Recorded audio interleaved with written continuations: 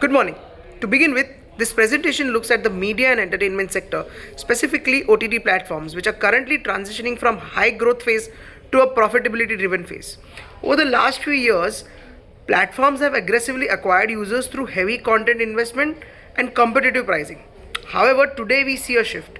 Subscriber growth is slowing, while churn rate is increasing, and ARPU remains largely stagnant. Consumers today typically subscribe to multiple OTT platforms but actively engage only with one or two at a given point of time. The gap between subscription and actual usage is what leads to subscription fatigue. So, the strategic challenge we are addressing is no longer about acquiring more users but about retaining subscribers and monetizing them more effectively. Our objective is clearly defined to recommend bundling or dynamic pricing strategy that reduces subscriber churn and increases average revenue per users. With that context, I'll now explain what exactly drives subscription fatigue. To understand subscription fatigue, we conducted a churn driver analysis using consulting style root cause approach. First major driver is pricing consumption mismatch. OTT platforms typically charge a fixed monthly fee while user consumption is episodic in nature. Users binge watch a popular series and then cancel once the content is consumed, creating a high post binge churn. The second driver is content substitution. With multiple platforms offering similar genres, all format switching costs are extremely low. Consumers can cancel one platform and move on to another without losing perceived value. The third driver is payment and cognitive fatigue. Multiple auto debits every month make OTT subscription feel like a discretionary expense, and they are often the first to be cut when users reassess their spending. The key insight here is important. Subscription fatigue is not a content quality problem.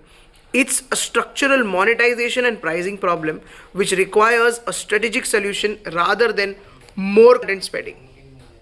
With this with this diagnostics in mind, I'll now hand it over to Aditya, who will take us through customer segmentation and pricing strategy. Thank you, Deval.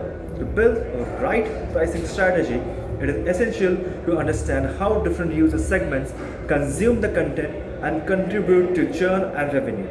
So we've segmented OTT users into four broad categories. The very first, the binge watchers, who subscribe for specific shows and exhibit high churn risk. Second, the habitual viewers, who consume regularly and form a stable, high LTV segment. The third, event-based users, such as sports or reality show viewers, who churn seasonally but contribute to high ARPU during active periods. Lastly, the budget-conscious users, who are highly price-sensitive and churn frequently. The strategic insight here is that the churn and ARPU driven by different customer segments. While binge watching and budget friendly drive churns, habitual and event based users drive revenue. This creates a fundamental problem. A single flat pricing model cannot serve all the segments effectively. This mismatch directly to both high churn and under monetization. To build on the segmentation, let's now evaluate different pricing strategies available on the OTT platforms. In this slide, we compare various pricing strategies from a strategic trade-off perspective.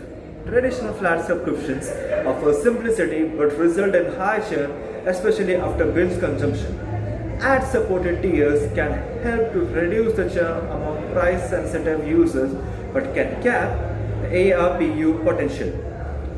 Peer bundling strategies such as ecosystem or telco bundles are effective in improving retention but often dilute margins. On the other hand, dynamic pricing models improve ARPU by capturing willingness to pay, but the risk have the customer dissatisfaction if perceived as unfair.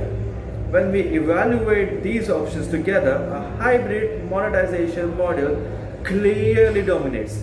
It allows the platforms to balance the churn reduction and ARPU growth while managing the trade-offs across the different user segments. While this evaluation complete, I will now hand it over to Rohan, who will present the recommended strategy and its financial impact. Rohan, up to you now. Thank you, Aditya. Based on our analysis, we recommend a hybrid monetization strategy which is based on three strategic levers. The first lever is smart bundling, such as household bundles, genre based packs, or telco partnerships. These reduce cancellation decisions and increase perceived value. The second lever is dynamic retention pricing.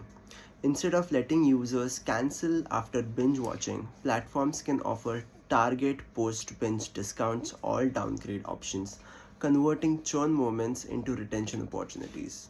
The third lever is modular add ons, such as sport passes, extra screens, or short term binge passes.